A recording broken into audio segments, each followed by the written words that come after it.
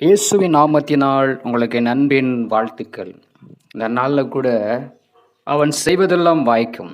யார் செய்வதெல்லாம் வாய்க்கும் அப்படின்னு சொல்லி பார்த்தீங்கன்னாக்கா, சங்கீதம் 1ஆம் அதிகாரம் 3வது வசனம். அவன் நீர்க்கால்களின் ஓரமாய் நடப்பட்டு தன் காலத்தில் தன் கனியைத் தந்து இலையுதிராயிருக்கிற மரத்தைப் போல் இருப்பான். அவன் செய்வதெல்லாம் வாய்க்கும். எவன் செய்வதெல்லாம்? 2வது வசனம் சொல்லுது, கர்த்தருடைய வேதத்தில் பிரியமாயிருந்து இரவும் பகலும் அவருடைய வேதத்தில் தியானமாயிருக்கிற மனுஷன். கர்த்தருடைய வேதத்தை நம்ம இரவும் பகலுமா நம்ம தியானிக்கிற மனுஷனாய் காணப்பட வேண்டும்.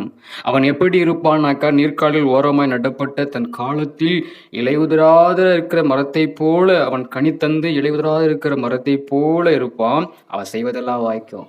நீங்க செய்வதெல்லாம் வாய்க்கும். நம்ம செய்ய போற என்ன காரியமா இருந்தாலும் கர்த்தர் வாய்க்க பண்ணுவார்.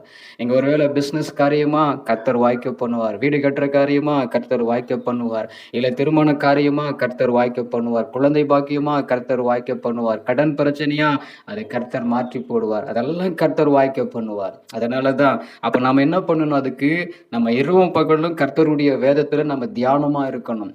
அது மாத்திரமில்ல, அவர் நமக்கு பாக்கியவான் நம்மள சொல்றாரு. பாக்கியவான் மாத்திரமில்ல, இவன் செய்வதெல்லாம் வாய்க்க பண்ணுவான்னு சொல்லிட்டு கர்த்தர் நம்ம நிச்சயமா அப்படியா வாய்க்க பண்ணுவார். நம்ம ஜெபம் பண்ணுவோம்.